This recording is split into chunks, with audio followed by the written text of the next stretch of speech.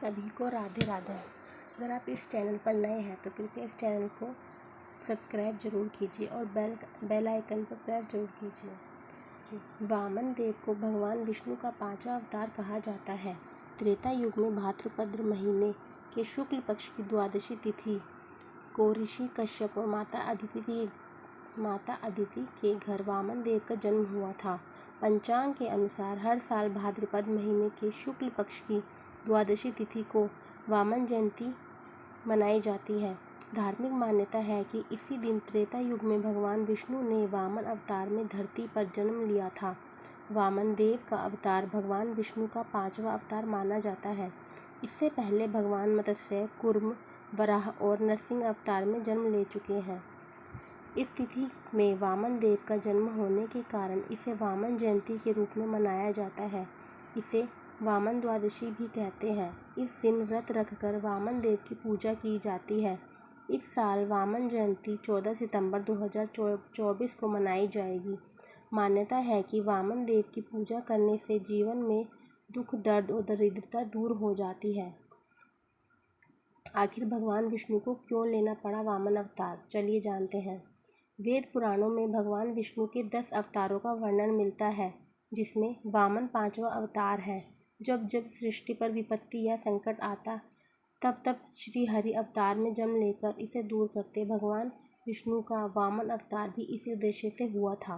भगवान विष्णु के वामन अवतार को लेकर ऐसी मान्यता है कि इंद्र देव को स्वर्ग का राजपाट लौटाने के लिए अति बलशाली दैत्यराज बलि के घमंड को तोड़ने के लिए भगवान विष्णु को वामन अवतार लेना पड़ा।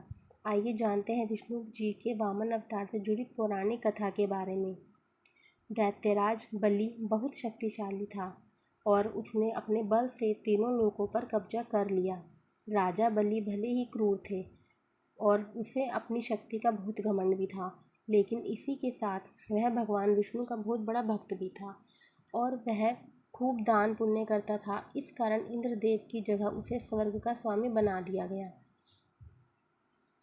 लेकिन जैसे ही बलि को स्वर्ग का स्वामी बनाया गया, उसने अपने बल और पद का गलत प्रयोग कर सभी देवी देवताओं को परेशान करना शुरू कर दिया।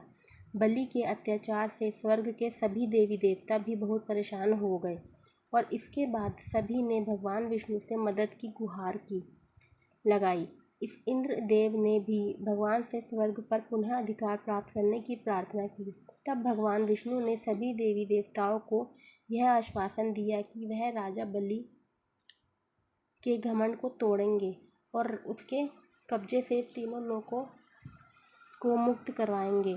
अपने इसी वचन को निभाने के लिए विष्णु जी ने त्रेता युग में धरती पर भाद्रपद मास के शुक्ल पक्ष की द्वादशी तिथि को माता अदिति और कश्यप ऋषि के पुत्र के रूप में जन्म लिया।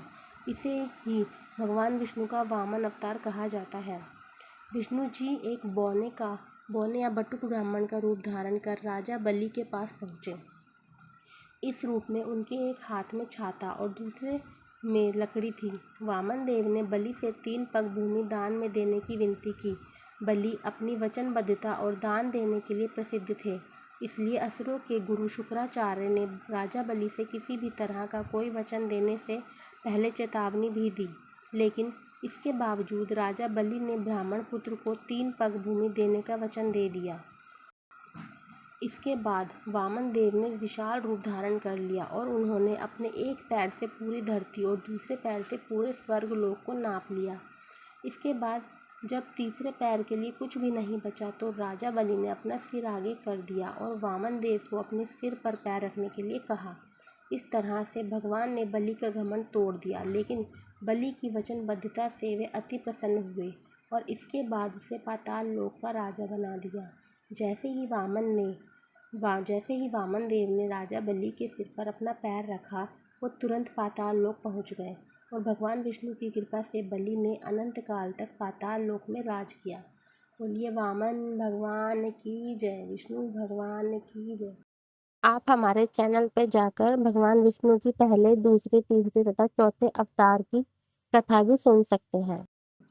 हमारी कथा आपको कैसी लगी कमेंट में ज़रूर बताइए। राधे राधे ज़रूर लिखिएगा। हमारे चैनल को सब्सक्राइब कीजिए, लाइक कीजिए, कमेंट्स कीजिए।